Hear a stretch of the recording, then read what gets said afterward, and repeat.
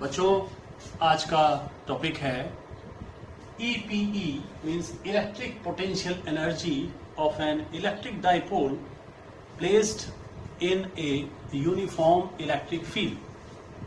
Right, first thing, how do we define basically electric potential energy. बच्चों मैं पहले ही बता चुका हूं, जब भी हम पोटेंशियल एनर्जी को डिफाइन करते हैं तो यहां पर कॉन्सेप्ट इन्फिनिटी का आता है. अगर इलेक्ट्रिक फील्ड में कोई डायपोल रखा हुआ है और आपको उसकी इलेक्ट्रिक पोटेंशियल एनर्जी को बेसिक वे में डिफाइन करना है, it means that you have to find the work done in bringing the dipole from infinity to the required position inside the electric field. Right, suppose बच्चों ये एक uniform electric field है, इस तरीके से, और इसमें एक डायपोल यहां पर रखा हुआ है. डायपोल है, this is -q, this is +q, right, and this is making an angle theta,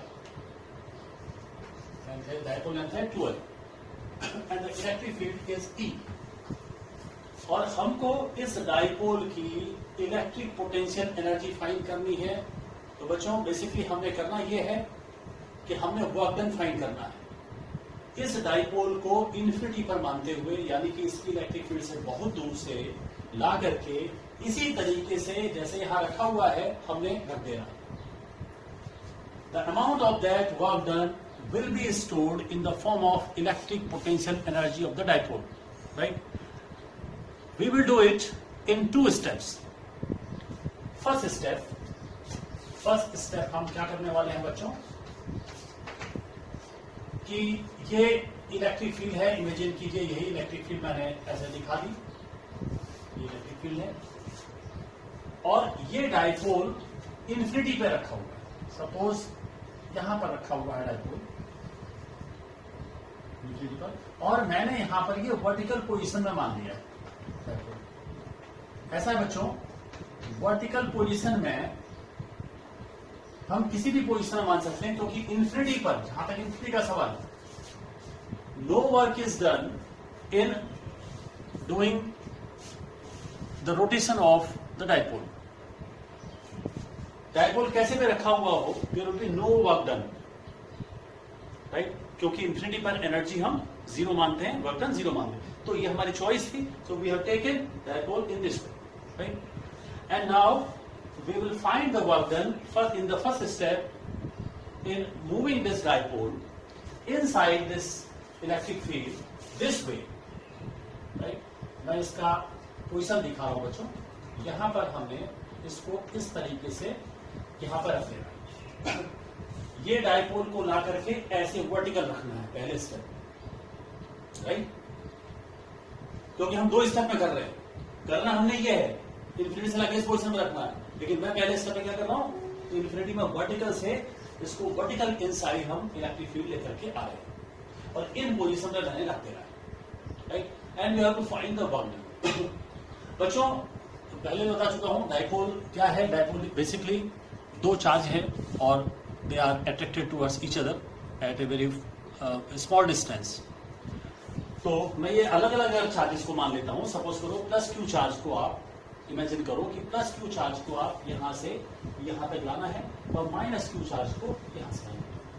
तो बच्चों आप ध्यान दीजिएगा, +q चार्ज को अगर आप यहां से लाएंगे तो यहां तक तो कोई फील्ड नहीं है, नो वर्क फील्ड रन, लेकिन जैसे ही इलेक्ट्रिक फील्ड के अंदर आएगा, चार्ज पार्टिकल आने वाला होगा, it will experience a force in this direction. इस डायरेक्शन में इस पर फोर्स लगेगा along the electric field. Right, so work will be done by the external agent in moving further from this position to this position. Right, और work done जितना भी होगा it will depend upon the force and the displacement. यहां से यहां तक का displacement कितना है, work done. Now in this case -q, अगर -q चार्ज को बच्चों आप यहां तक लाते हैं तो यहां पर जैसे लाएंगे इस पर फोर्स लगना शुरू होगा. इलेक्ट्रिक फील्ड में किधर लगना शुरू होगा, opposite to the electric field, इधर की ओर. It means that the work will be done by the system itself. और वर्क डन कितना होगा बच्चों, फोर्स की वैल्यू चूंकि सेम होगी QE एंड डिस्प्लेसमेंट भी सेम है, तो जितना work done plus Q charge को लाने में एक्सटर्नल एजेंट वर्क कर रहा है, the same work is done by the system itself in moving minus Q charge to this point. So what will be the net work done? Net work done will be 0। Suppose this is W1, W1 will be 0. So no work will be done in moving the charge, in moving the dipole from infinity to the vertical position inside the electric field. अब हम dipole को यहां तक ला चुके हैं बच्चों। So in the second step, what will we do? In the second step में हम क्या करने वाले हैं? डायपोल इलेक्ट्रिक फील्ड के अंदर आ चुका है बच्चों। ये मैं इलेक्ट्रिक फील्ड मान रहा हूं, ये इलेक्ट्रिक फील्ड है, और डायपोल ऑलरेडी इस तरीके से यहां पर हमारा आ चुका है। इस माइनस क्यू प्लस क्यू, और इसको अब हमने क्या करना था बच्चों? हमने इन्फिनिटी से ला करके ऐसे रखना था। तो मैं एक काम करता हूं, इसको मैं सोच रहा हूं कि मैं इमेजिन करता हूं कि इसको मैं रोटेट करता हूं उसी एंगल, यानी कि मैं इसकी पोजीशन दिखा रहा हूं कि मैं इसको ऐसे करना चाह रहा हूं, इस पोजीशन में लाना चाह रहा हूं। माइनस क्यू इधर आ जाए, प्लस क्यू इधर आ जाए, राइट? यानी कि इसको मैं, इस डायपोल को, जो डायपोल है, इसको ऐसे रोटेट करूं।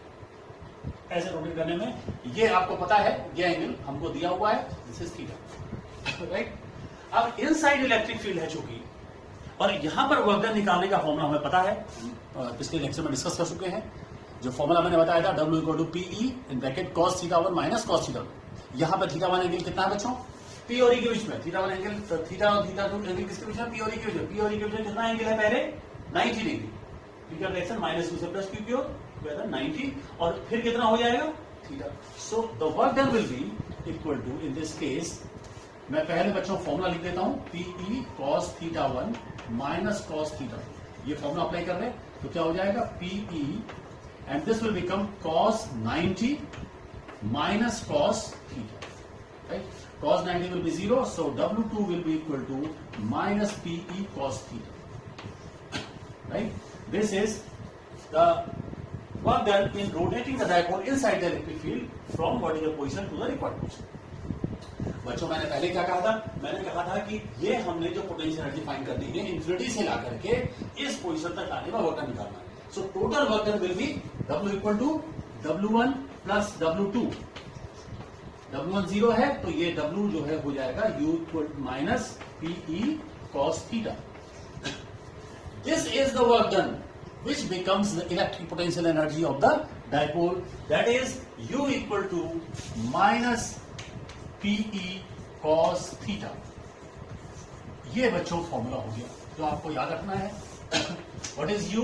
U is the electric potential energy of a dipole.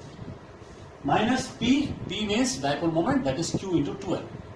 E, electric field, intensity of electric field. What is theta? Theta is the angle between P and E. Remember that U is a scalar quantity, so if you write in the vector form, then U will be equal to minus vector P dot vector E. एक बात ध्यान दीजिएगा बच्चों, U value depend कर रही है theta पर। आपको मैं पहले बता चुका हूं कि U की वैल्यू जितनी ज्यादा नेगेटिव होगी, वो चीज उतनी ही ज्यादा स्टेबल होगी। ऑब्वियस है कि U will be maximum negative when theta will be equal to 0। 0 पर ये वैल्यू सबसे ज्यादा नेगेटिव होगी, और सबसे ज्यादा पॉजिटिव कब होगी बच्चों? जब थीटा की वैल्यू 180 होगी, क्योंकि cos 180 -1 होता है, प्लस P हो जाएगा, है ना? तो maximum, it means that the potential energy will be maximum when theta equal to 0. That is, in that case, the dipole is most stable, right? So this way you can drive this relation, right? Now, one more topic I am discussing here that is very important. That is stable and unstable equilibrium of a dipole. Stable equilibrium. Stable equilibrium of an electric dipole. क्योंकि ये point भी इसी से related है बच्चों। Stable equilibrium में दो बातें हैं, एक तो इक्विलिब्रियम में है चार्ज पार्टिकल, और दूसरा कि वो स्टेबल है, राइट? और स्टेबिलिटी का रिलेशन कहीं ना कहीं इलेक्ट्रिक पोटेंशियल एनर्जी से भी रिलेटेड है। देखिए बच्चों, अगर किसी इलेक्ट्रिक फील्ड में, अगर मैं ये बात करूं कि इस तरीके से एक इलेक्ट्रिक फील्ड है, और अगर एक डाइपोल ऐसे रखा हुआ है, इस तरीके से, minus Q, this is plus Q. यानी कि इस केस में आप देख रहे हैं कि P का डायरेक्शन, P माने कि माइनस क्यू से प्लस क्यू की हो, P का डायरेक्शन और E का डायरेक्शन सेम है, means angle is zero, right. The angle between P and E is zero. In this case देखिए आप बच्चों, सबसे पहले देखिए कि ये इक्विलिब्रियम में है या नहीं है, ये देखना है। इक्विलिब्रियम में है या नहीं है कैसे पता चलेगा? नेट फोर्स नहीं लगना चाहिए, कपल नहीं लगना चाहिए, राइट। आप देख सकते हैं बच्चों, अगर इस पर आप देखें कि फोर्स अगर मैं देखूं यहां पर, तो इस पर नेट फोर्स इधर क्यों लगेगा, इस पर नेट फोर्स इधर क्यों लगेगा? फोर्स की वैल्यू सेम होगी दोनों, तो यानी कि नेट फोर्स क्या हो गया? जीरो। कपल बच्चों लगेगा नहीं लगेगा? टाउ इक्वल टू क्या होता है बच्चों? PE sin theta. Theta angle कितना है P और E के बीच में? 0 degree. So tau will be 0, no torque, no couple, no force. It means that this dipole is in equilibrium, but whether it is stable और unstable. तो यहां पे ध्यान दीजिए बच्चों, P और E के बीच में एंगल 0 है, इलेक्ट्रिक पोटेंशियल एनर्जी इस केस में मैक्सिमम निगेटिव होगा, तो ये स्टेबल है। और एक लॉजिक और मैं बता देता हूं, अगर ये स्टेबल है तो आप अगर इसको डिस्टर्ब करते हैं, सपोज कीजिए इसको आप डिस्टर्ब कर देते हैं, ये जो डायपोल है इसको थोड़ा सा सोचो कि मैं इसको डिस्टर्ब कर दूं, ऐसे कर दूं, इसको ये डायपोल ऐसे रखा है, ऐसे कर दूं, क्या होगा बच्चों? ये प्लस क्यू यहां चला गया, माइनस क्यू यहां चला गया, इस पर फोर्स इधर लगेगा, इस पर फोर्स इधर लगेगा, क्या हो जाएगा? कपल लगेगा, and this couple will have the tendency to align the dipole along this direction. इसका मतलब आप जब इसको डिस्टर्ब कर रहे हो तो ये फिर वापस आने की टेंडेंसी में है। It means that this is the case of stable, stability को शो कर रहा है। So this is the case when the angle between P and E, when the angle between P and E is 0 degree, then the dipole is said to be in stable equilibrium. Equilibrium means net force is 0, net couple is 0, right? And they have the maximum negative value of electric potential energy. बच्चों ये question exam में बहुत पूछा भी जाता है, और reason अगर क्लियर है तो आपको दिक्कत नहीं होगी। बोर्ड एग्जाम में और एग्जाम में भी ये क्वेश्चन पूछा जाता है बहुत ज्यादा। अगर मैं बात करूं अनस्टेबल इक्विलिब्रियम,